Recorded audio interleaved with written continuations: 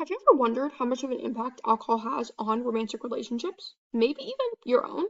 The authors of this article, Giannotto, Pick, Callahan, and Husky, wondered this very same thing.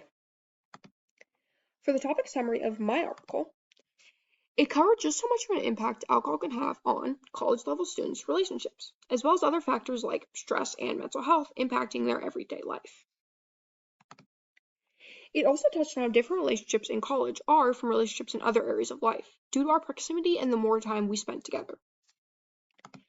This also relates to the investment model of commitment we've learned about, and how alcohol can get in the way of couples' loyalty and satisfaction with their relationships, especially while in college. So, what methods did these researchers use? Well, this experiment was a longitudinal study using surveys over the span of 2 years. The first study was in the 2018 to 2019 school year, while the second was in the 2019 to 2020 school year.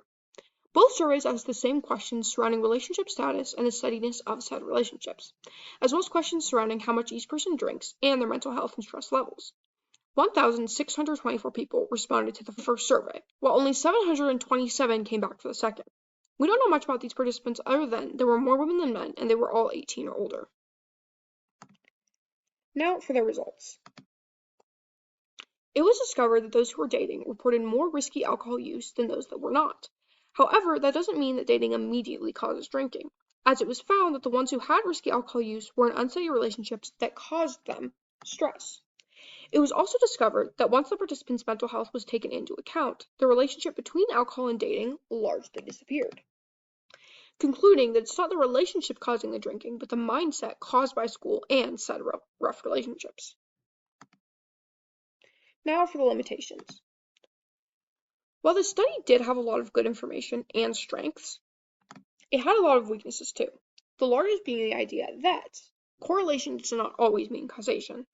Just because the students in relationships drank more does not mean there weren't other confounding variables, like the general pressure college environment and how much college encourages drinking. The overall lack of information we're giving about the participants also shows limitations. We're not told their ethnicity, and the only thing we are told is that there's more women than men, which could have caused an inaccurate study. We also know it was done by survey, which could have caused massive amounts of bias due to students' ability to self-report their relationships and behavior. If a student wanted to look better by saying that they drank less, it could have deeply impacted the results, especially if they were in a relationship.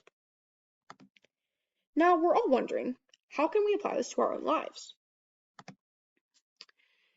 The biggest way this clearly applies is through the fact that we're all college students here. Even if we're not in relationships, we can still look at this information and see what parts of being in college are causing us stress and how we can deal with that outside of turning to things like drinking.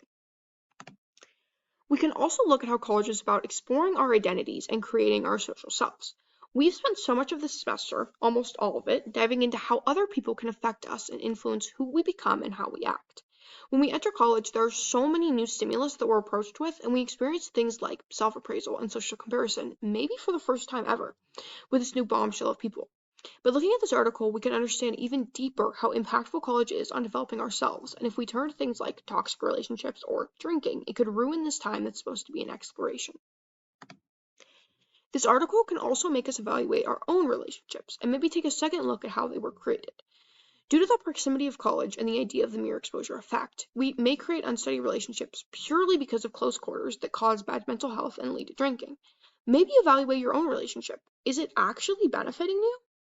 Most of all, this can teach us how impactful unsteady relationships are on mental health. We know that one of the biggest predictors of divorce is financial stress and mental health issues in one or both parties. By making sure we're creating steady relationships that don't cause us to have mental health issues, it can lead us to have a better life and even drive us away from the bottle. Thank you for listening to my presentation. I hope you found it interesting.